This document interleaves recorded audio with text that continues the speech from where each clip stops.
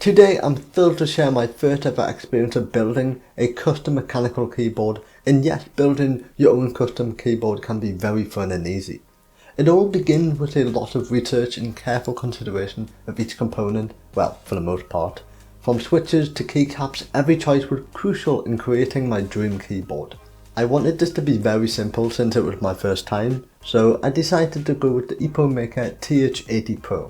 This was mainly for the looks, positive reviews, features and the price, which was £52.79. For the switches I opted for the Gateron KS9G Pro in brown, of course, for the nice tactile feedback, and oh, the prelude by the way. In terms of keycaps, I originally went with the ranked Puddin V2 PBT keycap, and this was where I quickly discovered I shouldn't have gotten a south-facing RGB keyboard. Now, to be clear, I'm not saying you should avoid south-facing RGB keyboards. They can have better compatibility when it comes to switches, etc. But when it came to RGB shining through the letters, I literally spent days searching for south-facing RGB keycaps and I couldn't find anything. Sure, there's ones where it shines through the sides of the keycaps, and I did find one, but the font wasn't quite my style. So instead, I decided I didn't care about RGB and found a nice black and white set of MSA keycaps from Mintcaps. As you can see, it blends in well with my colour scheme, and I wanted something with a bit more character to it.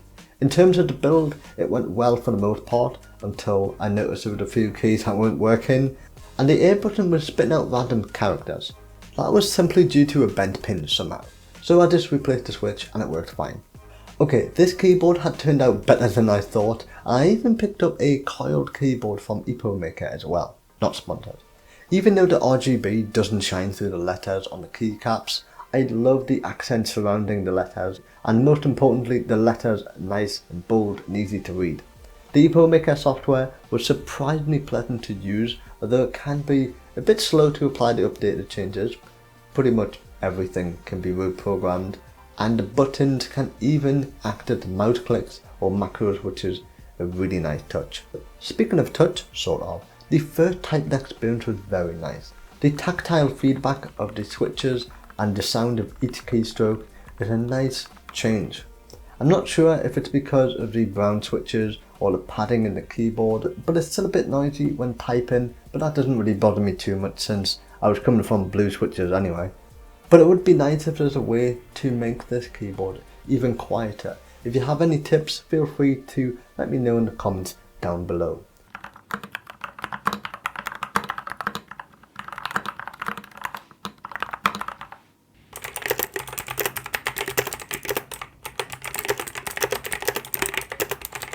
With all of the parts excluding the pudding keycaps, it costed me £135.91, which wasn't too bad, though I might see if I can do a build under $100 in the future.